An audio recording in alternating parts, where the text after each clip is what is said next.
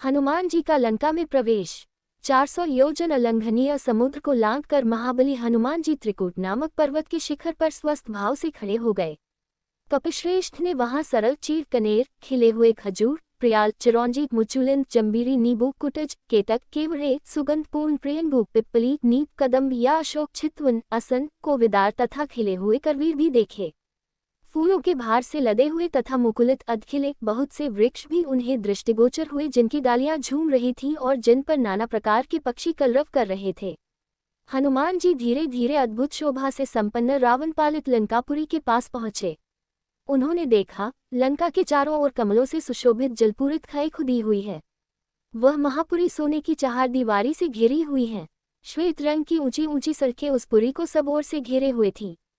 सैकड़ों गगनचुंबी अट्टालिकाएं ध्वजा पताका फहराती हुई उस नगरी की शोभा बढ़ा रही हैं।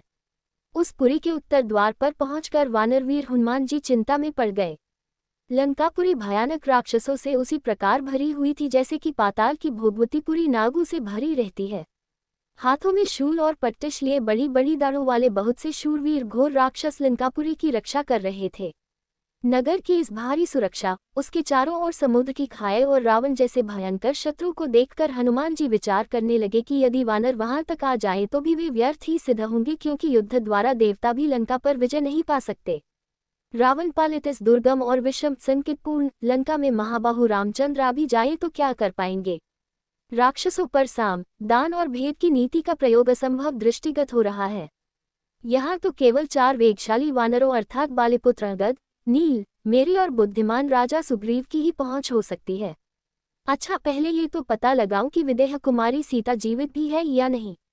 जनककिशोरी का दर्शन करने के पश्चात ही मैं इस विषय में कोई विचार करूंगा। उन्होंने सोचा कि मैं इस रूप से राक्षसों की इस नगरी में प्रवेश नहीं कर सकता, क्योंकि बहुत से क्रूर और बलवान राक्षस इसकी रक्षा कर रहे हैं। जानकी की खोज करते समय मुझे स्वयं को इन महातेजस्वी, महापराक्रमी और बलवान राक्षसों से गुप्त रखना होगा। अतः मुझे रात्रि के समय ही नगर में प्रवेश करना चाहिए और सीता का अन्वेषण का ये समयोचित कार्य करने के लिए ऐसे रूप का आश्रय लेना चाहिए जो आंख से देखा न जा सके। मात्र कार्य से ही यह अनुमान हो कि कोई आया था। देवताओं और असुरों के लिए भी दुर्जय लंकापुरी को देखकर हनुमान जी बारंबार लंबी सांस खींचते हुए विचार करने लगे कि किस उपाय से काम लूं जिसमें दुरात्मा राक्षसराज रावण की दृष्टि से ओझल रहकर मैं मिथिलेशनंदिनी जनककिशोरी सीता का दर्शन प्राप्त कर सकूं। अविवेकपूर्ण कार्य करने वाले दूत के कारण बने बनाए काम भी बिगड़ जाते हैं। यदि राक्षसों ने मुझे देख लिया तो रावण का अनर्थ चाहने वाले श्री राम का ये कार्य सफल न हो सकेगा। अतः अपने कार्य की सिद्धि के लिए रात में अपने इसी रूप में छोटा सा शरीर धारण करके लंका में प्रवेश करूंगा और घरों में घुसकर जानकी जी की खोज करूंगा।